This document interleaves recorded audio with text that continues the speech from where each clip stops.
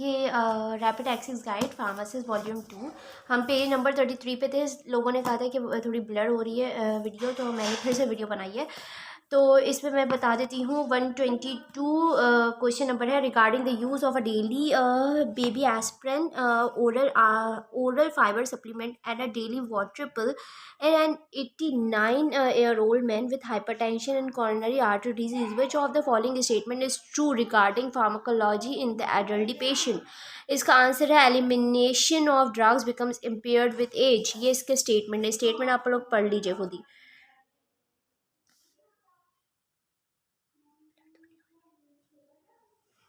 अच्छा, अब ये 123 क्वेश्चन नंबर है parasympathetic nerve stimulation and a slow infusion of bethanechol will each इसका आंसर है इंक्रीज ब्लैडर टोन। इसका जो ये है स्टेटमेंट ये है कि parasympathetic nerve stimulation doesn't cause vasodilation and so choice C is incorrect. Ganglionic cells and the end plate contains nicotinic receptors which are not affected by bethanol, a direct acting muscarinic agonist.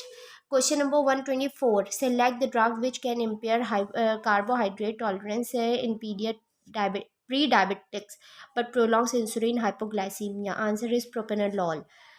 ठीक है। 125 question number है 28-year-old woman is hospitalized of the maternity floor after cesarean section delivery of her first child. The child was born at term by C-section because of failure of labor to progress. The patient has been unable to void normally since the procedure. Which of the following is the most appropriate treatment for this patient?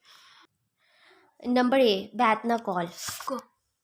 अच्छा, bethanechol इसका answer था। Statement पढ़ लेते हैं। Bethanechol is use to stimulate the atonic bladder particularly in postpartum urinary retention as well as in non obstructive urinary retention. This agent can also be used to treat neurogenic atonian megacolon.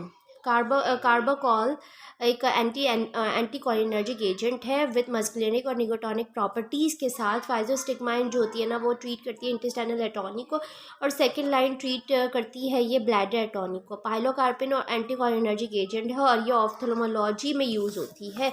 126 अच्छा 126 question number है 78-year-old man with Alzheimer's disease and hypertension is given oral propranolol to treat his hypertension because of a pharmacy clerical error. The patient has been taking the medication for 3 weeks and now present to his primary care physician for follow-up. Which of the following effects would be most worrisome?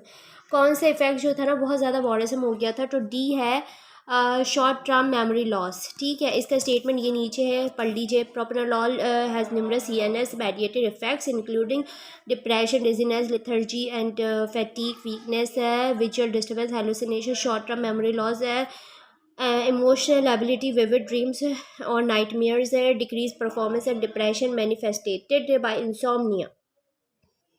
Page number है 34 और question number है 127. Which of the following is an antagonist at NK1 receptors and is used to prevent or reduce chemotherapy induced nausea and vomiting? Answer is B aprepitant. Aprepitant जो होता है ना वो ऑर्डनसेट्रॉन, ये दोनों यूज़ होती है रिड्यूस करने में और प्रिवेंट करने में कीमोथेरापी से जो इंड्यूस होती है नोजिया वोमिटिंग। ऑर्डनसेट्रॉन एक एंटागोनिस्ट है जो कि एक्ट करता है 5HE3 रिसेप्टर्स पे। I-128 क्वेश्चन नंबर है 65-year-old men with erectile dysfunction is using phentolamine. Erectile dysfunction था, वो यूज़ कर रहा था phentolamine injection to assist with obtaining an erection sufficient for sexual intercourse upon administration. Which of the following cardiac effects is possible from this medication? A. arrhythmia. अब इसकी ये statement बहुत बड़ी है, ये आप लोग खुद पढ़ लीजिए।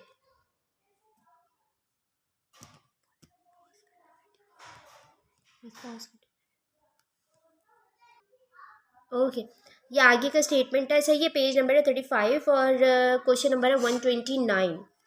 At a preconception visit, the nurse instructs the client on the importance of folic acid in the prevention of serious birth defects. Which statement to the nurse indicates the client needs more teaching?